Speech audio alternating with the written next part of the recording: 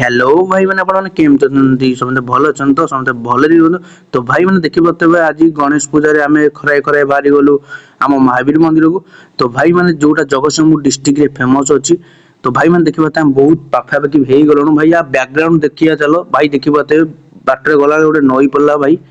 ତ ଭାଇ ମାନେ ଦେଖିପାରୁଥିବେ ଆମେ ମନ୍ଦିର ପାଖାପାଖି ହେଇଗଲୁଣି। ତ ଭାଇ ଏମିତିଆ ରାସ୍ତା ଛାଡ। ତ ଭାଇ ମାନେ ଦେଖିପାରୁଥିବେ ଅବିକା ଆମେ ଆସି ମନ୍ଦିର ପାଖରେ ପହଞ୍ଚି ଗଲୁ।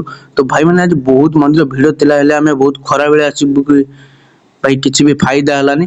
କିନ୍ତୁ ଗୋଟେ ଗୁଣ ଭଲ ଲାଗିଲା ଭାଇ ମନ୍ଦିରର ଭିତରେ ଯୋଉ ଶାନ୍ତି ଆଉ ମନ୍ଦିର କଣ କହିବି ମନ୍ଦିର ବହୁ କିଛି ରହସ୍ୟ ଅଛି ଯେତେ କହିଲେ ବି ତ ଭାଇ ମାନେ ଦେଖିପାରୁଥିବେ ଆମ ପିଲାମାନେ ଏଠି ବସି ଖଟି କରୁଛନ୍ତି। ତ ଭାଇ ମାନେ ଚାଲ ଅବିକା ମନ୍ଦିର ବୁଲା ତ ସରିଗଲା ଅବିକା ବାହାରି ଯିବା ଚାଲନ୍ତୁ ଭାଇ।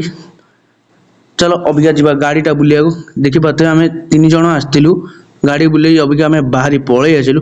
ତ ଭାଇ ମାନେ ଦେଖିପାରୁଥିବେ ବାଟରେ ଜଙ୍ଗଲ କୁହନ୍ତି ଏ ଜଙ୍ଗଲରେ ବହୁତ ହରିଣ ବି ବାସ କରନ୍ତି।